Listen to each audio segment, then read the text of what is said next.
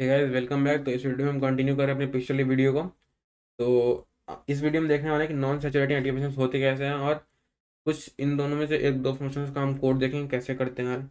Okay, तो basically discuss करके start करते हैं with our first model which is what, ReLU. Okay, ReLU देखते हैं, रेलू क्या थी। तो रेलू की फुल फॉर्म होती है रेक्टिफाइंग लीनियर यूनिट। ओके, ये जो होती क्या है बेसिकली, इसकी फंक्शन होती है, इसकी फॉर्मूला होती है मैक्स ऑफ 0, एक्स। ओके, तो इसका फंक्शन आप देख लो ना, ये किसके लिए होता है, ये होती है, ये किसके लिए, ये सारी एक्स के लिए होती है। ओके, तो इसकी आप ग्राफ प्लॉट करोगे तो आपको कुछ ऐसा मिलने वाला है। ओके, ये क्या करोगे ना, अगर आप देख लो पॉजिटिव टर्म्स के लिए, जीरो और एक्स में एक्स का जैसे कोई भी पॉजिटिव लो, कितनी ही छोटी नंबर ले लो, 0.4, 0.05, कुछ भी ले लो, तो वो जीरो से बड़ा ही रहेगा, राइट। इसका मतलब क्या हुआ, पॉजिटिव के लिए ना ये y इजिकल टू एक्स ही रह जाएगा, तो इसका ग्राफ कुछ ऐसा हो जाएगा, ऐसा। ओके, अब देखना, निगेटिव वैल्यू ले लूँ मैं, निगेटिव वैल्यू कुछ भी ले लूँ, मैक्स हमेशा क्या मिलेगा, जीरो मिलेगा। इसका मतलब क्या हो रहा है ना, कि निगेटिव वैल्यू कुछ भी ले लूँ ना, मुझे जो मैक्स मिल रहा है, मुझे जो बेसिकली इधर मिलने वाला है, वो जीरो के जीरो ही रह जाएगा। तो बेसिकली क्या हो रहा है, हमें यहाँ पर वाई इक्वल टू एक्स मिल रहा है, और इधर जीरो के जीरो ही रह जा रहा है। मतलब हमें कहाँ तक, कहाँ कहाँ से कहाँ तक रेंज मिल रही है, जीरो टू इन्फिनिटी तक, जीरो टू इन्फिनिटी तक मिल रही है। तो ये हमारे रेलू रेक्टिफाइंग लीनियर यूनिट, ये हमने देख लिया, ये एक तरह की एक्टिवेशन फंक्शन होती है। तो ये क्या करता है, ये पॉजिटिव वालों को वैसे के वैसे ही छोड़ देता है, निगेटिव वालों को क्या करता है, जीरो कर देता है। तो इसमें आप पूछो कि फायदा क्या है, भला इस सिग्मोइड चैनल से बेटर कैसे है। तो पहली ये प्रॉब्लम है ना, पहली ये इसकी एडवांटेज है कि ये कंप्यूटेशन टाइम बहुत कम रहता है। Obviously y is equal to x तो कुछ करना ही नहीं पड़ा, जैसे मिल रहा है वैसे दे, तो बहुत फास्ट कंप्यूटेशन होती है, सिग्मोइड ट्रांस से कंपेरिजन बहुत फास्ट होती है। दूसरी क्या होती है कि y is equal to x है, मतलब बड़ी वैल्यू के लिए बड़ी वैल्यू देगा, तो मतलब कि जैसे जैसे वैल्यू बढ़ते जा रही है वैसे वैसे वैल्यू इसकी इंक्रीज होते जा रही है। इसका मतलब क्या हुआ, जो ग्रेडियंट टर्म है ना, कभी ग्रेड जीरो हो रहा है, कभी आपको दिख रहा है ग्रेड जीरो हो रहा है, इस इधर वाई पॉजिटिव में देख लो, कभी वाई जीरो हो, कभी जो ग्रेडियंट हमारा जीरो हो रहा है, नहीं हो रहा है ना, ग्रेडियंट हमेशा बढ़ते जा रहा है, मतलब ग्रेडियंट हमेशा कॉन्स्टेंट रह रहा है, राइट। तो मतलब कि जो ग्रेड की वैल्यू है, मतलब हमारा जो वेट में जो हम लिखते थे, वेट में जो minus D E by D W लिखते हैं, ये कभी नेग्लिजिबल नहीं होती। इसका मतलब हमारे जो वेट है हमेशा ऑप्टिमाइज होते रहता है, जब तक हम सैचुरेशन ना पहुंच जाए, जब तक हम कन्वर्जेंस ना पहुंच जाए, राइट। और इससे क्या होता है, हमारा जो वैनिशिंग ग्रेडियंट प्रॉब्लम है वो सॉल्व हो जाती है, मतलब कम हो जाती है, राइट। वैनिशिंग ग्रेडियंट बहुत कम हो जाती है क्योंकि ये वैनिश नहीं कर रहा ऑब्वियसली। लेकिन इसमें प्रॉब्लम क्या है, जो आपको ऑब्वियसली दिख रही होगी, इसकी प्रॉब्लम को हम बोलते हैं डाइंग रेल्यू। इसकी मतलब क्या होता है, इसका मतलब क्या होता है, आप देख सकते हो कि अगर हम निगेटिव वैल्यू दें ना, इससे कुछ भी निगेटिव वैल्यू दे दो, इसकी वैल्यू क्या मिलने वाली है, हमें जीरो मिलने वाली है। ये जीरो पॉइंट है और ये इन्फिनिटी तक जा रही है। इसकी वैल्यू कुछ भी, अब कुछ भी निगेटिव वैल्यू दे दो, कितनी भी बड़ी निगेटिव वैल्यू दे दो, आपको जीरो मिलने वाली है। इसका मतलब क्या हो रहा है कि निगेटिव वैल्यू के लिए हमें कुछ मिल ही नहीं रहा है। तो सपोज आपने अपने न्यूरल नेटवर्क जो अपने बनाई, उसमें बहुत सारा ट्विकिंग कर दिया, ऐसा कुछ कर दिया ना कि जो हमें फाइनल जो मिलता है वेट का समेशन इनटू इनपुट, ऐसा हम निकालते हैं, प्लस बायस जो रहती है, ये टर्म हमें निगेटिव मिल रही है, राइट। जब ऐसा हो ना, सपोज आपकी हाफ डेटा ऐसी मिल रही है, जो आधे हैं वो जीरो से छोटे ही हैं, तो क्या होगा ना, जीरो से छोटे के लिए ये क्या करेगा, ये इनको जीरो बना देगा, ये जीरो बना देगा। इससे क्या होगा, आपके आधे न्यूरॉन्स तो कुछ कर ही नहीं रहे हैं, उन्हें जीरो बनाते रहे, तो मतलब आपके आधे न्यूरॉन्स डेड हो गए, तो ये डेड न्यूरॉन्स हो गया। और इसी को प्रॉब्लम क्या बोलते हैं, इसी प्रॉब्लम को बोलते हैं डाइंग रेल्यू, राइट। तो ये बहुत बड़ी प्रॉब्लम है जो इससे निकल गया है। तो हमने एडवांटेज भी देख लिया, डिसएडवांटेज भी देख लिए। अब देखते हैं अगली प्रॉब्लम। अगली प्रॉब्लम क्या है, अगली एक्टिवेशन फंक्शन क्या है जो इसको थोड़ा सा ठीक करती है, उसे बोलते हैं हम leaky ReLU, right. Leaky ReLU, तो जैसा नाम से पता चलता है कि कुछ लीकिंग कॉन्सेप्ट होगा इसमें, वो देख लेते हैं क्या है। लीकी रेल्यू क्या करती है कि इसकी जो फंक्शन रहती है वो ऑलमोस्ट एग्जैक्ट सेम, बस क्या होता है इसमें चेंज, ये जो होता है ना, वो होती है मैक्स ऑफ, इसमें जीरो नहीं लेते, इसमें ए एक्स लेते हैं, और एक्स। ए एक्स क्या है भैया, तो ए हमारी लीकिंग फैक्टर, लीकिंग फैक्टर है, okay. Leaking factor, leaking value जो भी बोल लो आप, लीकिंग वैल्यू में बोल देते हैं। ये लीकिंग वैल्यू बहुत छोटी होती है, डेसिमल्स में होती है, तो जैसे 0.01 मोस्ट कॉमनली यूज वैल्यू है, राइट। तो बहुत छोटी वैल्यू है।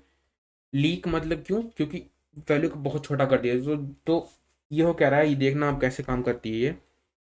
इसकी जो ग्राफ होगी ना कुछ ऐसे बन जाएगी, और आपको पता चल रहा है कि इसमें जो डाइंग रेलू है ना वो सॉल्व हो जा रही है प्रॉब्लम।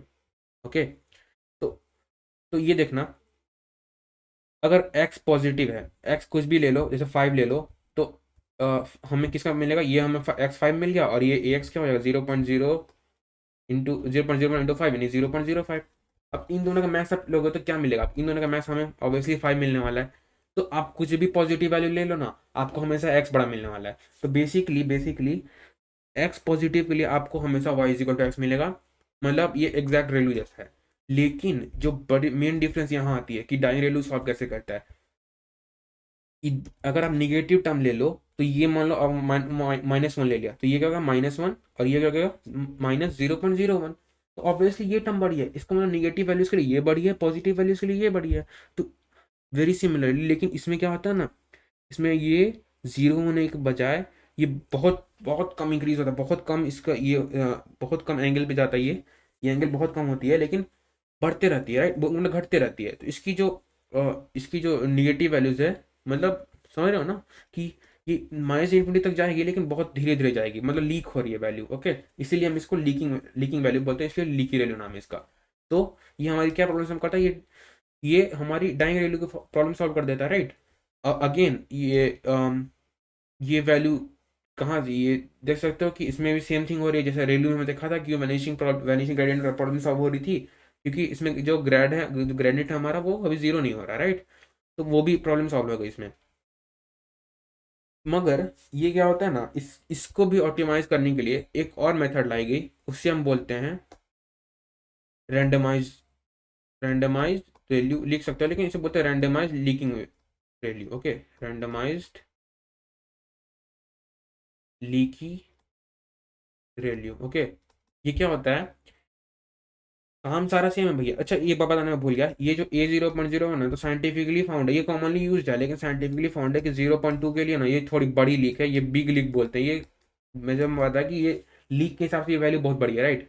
तो इसके लिए ना ये बहुत अच्छे सॉल्यूशन देता है, तो 0.2 वैल्यू बेस्ट प्रेफर्ड है, लेकिन कॉमनली 0.01 है। ये क्यों, ये मुझे नहीं पता, लेकिन मुझे बता देता हूँ कि 0.2 बेस्ट वैल्यू देता है। ओके, तो ये देखें हम रैंडमाइज वैल्यू, ये क्या करता है कि जो लीकिंग वैल्यू है ना, ये जो ए एक्स है, ये जो ए टर्म है, इसको जानते हो, इसको हम फिक्स करने के बजाय एक रेंज में रख लेते हैं।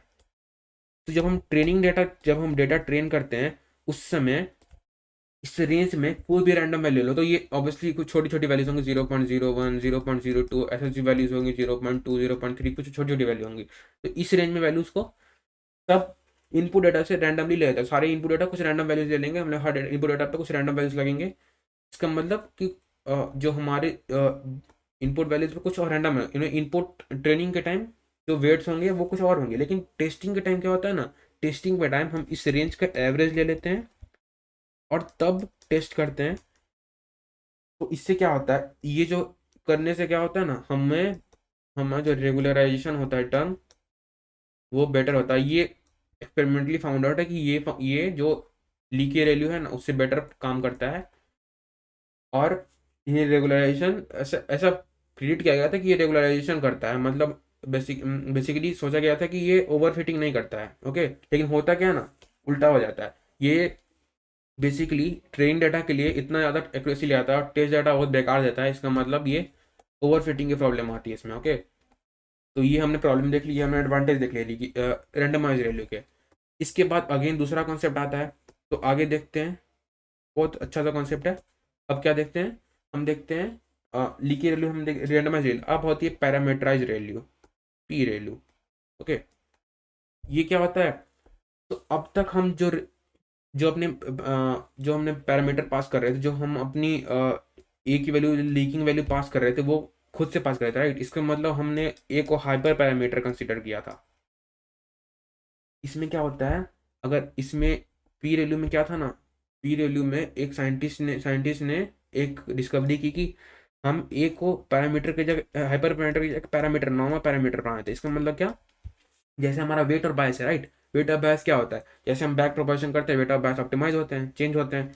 सेम थिंग ए के लिए हो रही है, सब ऑलमोस्ट बाकी सब कुछ सेम है रेलू जैसा, लेकिन इसमें क्या हो रहा है, इसमें ए की वैल्यू ऑप्टिमाइज हो रही है। इसका मतलब क्या, कि हम जैसे जैसे अपनी वैल्यूज़ को ऑप्टिमाइज किया, जैसे जैसे ग्रेडियंट डिसेंट हो रहा है ये जो ए है वो भी चेंज हो रहा है। तो इससे क्या होता है ना, हम ये रेलू से बहुत बहुत बहुत बेटर सॉल्यूशन देता है, रेलू से बहुत ऑप्टिमाइज सॉल्यूशन देगा। लेकिन इसमें बस एक ही प्रॉब्लम आती है ना कि अगर आप छोटा डेटा दे दो, मतलब स्मॉल डेटा सेट के लिए ये ओवरफिट कर देता है अपने मॉडल को। तो स्मॉल डेटा सेट के लिए ये बहुत अच्छी वैल्यू नहीं देते, लेकिन लार्ज डेटा सेट के लिए बहुत अच्छे से काम करता है, राइट। तो ये हो गया पी वैल्यू, ये हो गया पैरामीटराइज वैल्यू। इसके बाद क्या होता है कि ये भी सफिशिएंट नहीं था। तो आपको लगा इतने सारे मॉडल क्यों पढ़ रहे हो, लेकिन बस बताने के बता रहा हूँ कि इतने सारे हमारे पास नॉन नॉन सैचुरेटिंग मॉडल्स हैं। तो आप देख सकते हो ना, कोई कोई मॉडल अब तक हमने देखा कोई मॉडल सैचुरेट कर रहा है, किसी की वैल्यू कन्फाइंड रह रही है नहीं ना, ताकि वैल्यू ऊपर से नीचे मतलब इन्फिनिटी तक जा रही है किसी किसी की। तो ओके, अब इससे भी ऑप्टिमाइज्ड एक आया, उसे बोलते हैं हम ई एल यू। ये क्या था, ये होता है बेसिकली ई हमारा क्या होता है एक्सपोनेंशियल, राइट। तो E L U exponential, exponential L U, okay. ये क्या करता है, तो इसका बेसिकली नाम सजेस्ट करता है कि the X is equal to zero के लिए तो सेम ही रहता है, Y is equal to X, लेकिन X is less than zero के लिए जानता क्या होता है, X is less than zero के लिए वाई क्या बन जाता है, वाई कुछ ऐसा बन जाता है।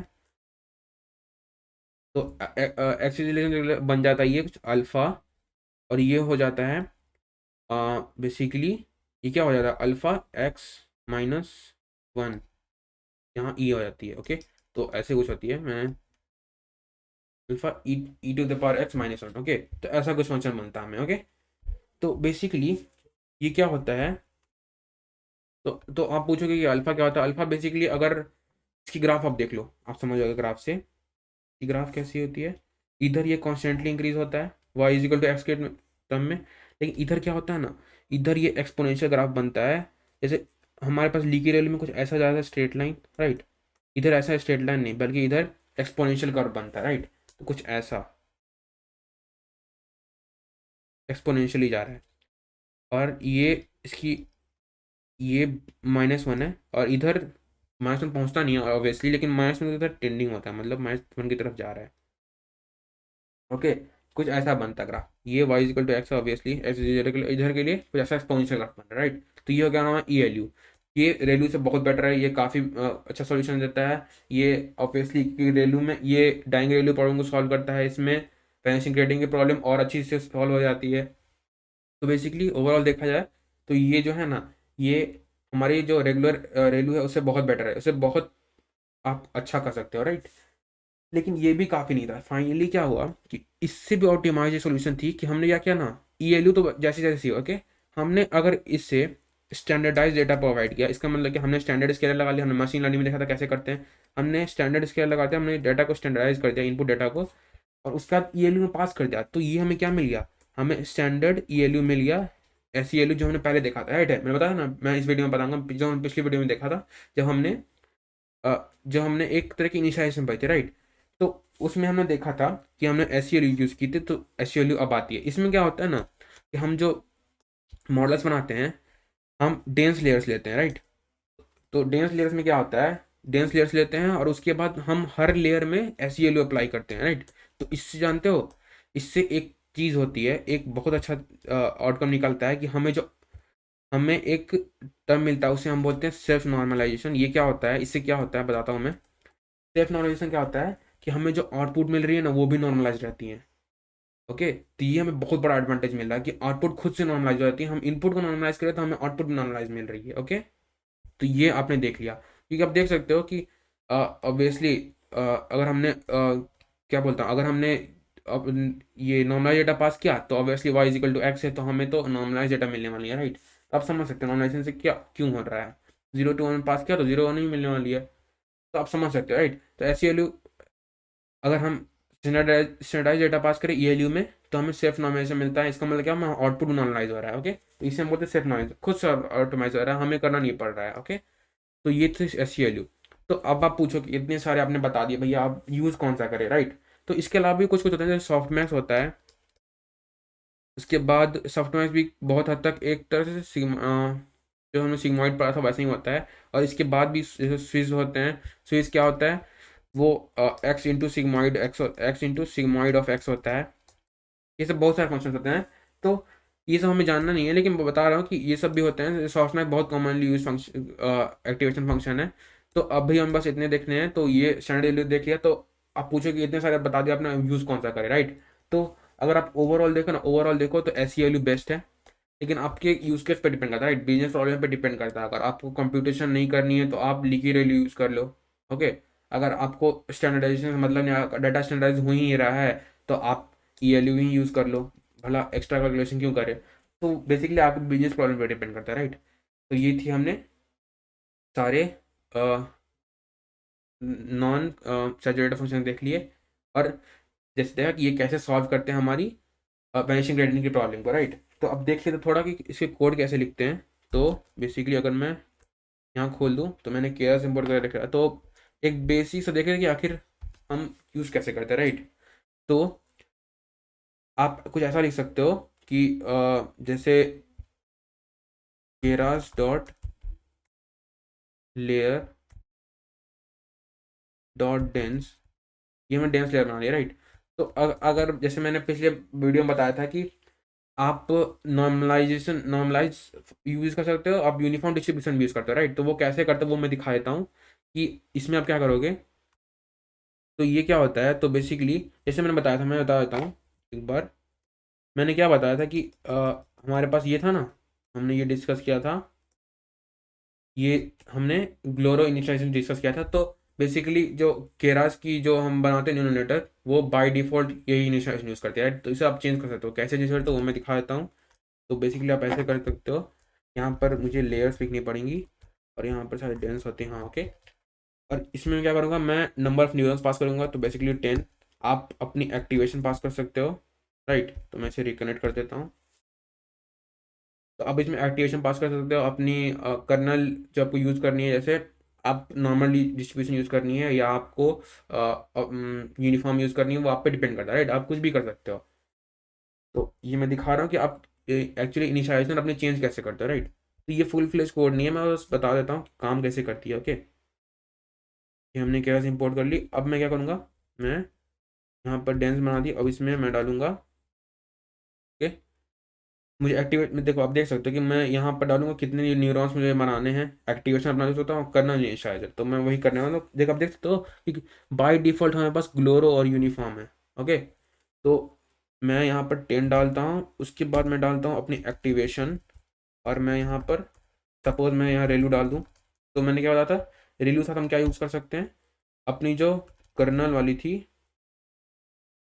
तो कर्नल इनिशियलाइजर में क्या करूँगा अपनी, मैं एच ई जैसे मैंने क्या था ही अंदर नॉर्मल, ओके। तो मैं नॉर्मल डिस्ट्रीब्यूशन यूज़ कर रहा हूँ, तो आप देख लो ये रन करना चाहिए, ओके। तो ये हमने चेंज कर दिया अपने अपने किसको, अपने डिस्ट्रीब्यूशन को चेंज कर दिया, हमने नॉर्मल डिस्ट्रीब्यूशन कर दिया, और एक्टिवेशन फंक्शन में रेलू यूज़ कर दिया। तो मैं बाय डिफॉल्ट जो था उसे चेंज कर दिया, तो ऐसे ही चेंज करते हैं, राइट। तो सारे ऐसे ही होते हैं।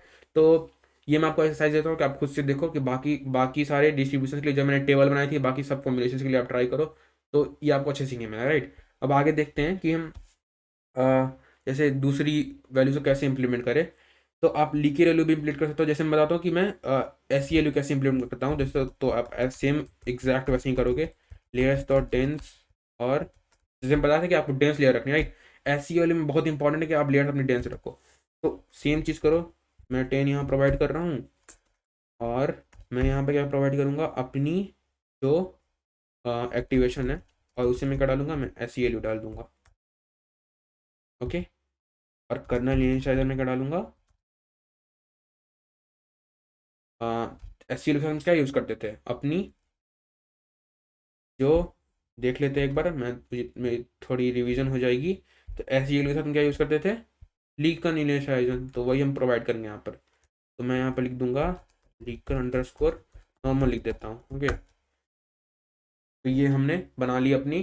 तो बेसिकली ऐसे ही काम करती है। आप सारे आप ऐसे ही इसी तरह से आप अपनी सारी कॉम्बिनेशन, सारे फंक्शंस, अपने जो सारे एक्टिवेशन में उसे इंप्लीमेंट कर सकते हैं अपने कोड में, राइट। तो आई होप आपको वीडियो पसंद आई। ये लास्ट वाला पार्ट थोड़ा बोरिंग था, लेकिन मैं बताना चाह रहा था कैसे इंप्लीमेंट करते हैं, राइट। तो I hope you guys enjoy the video, and अगर आपको पसंद आई तो please don't forget like and share, and I see you guys in the next video. Thank you so much.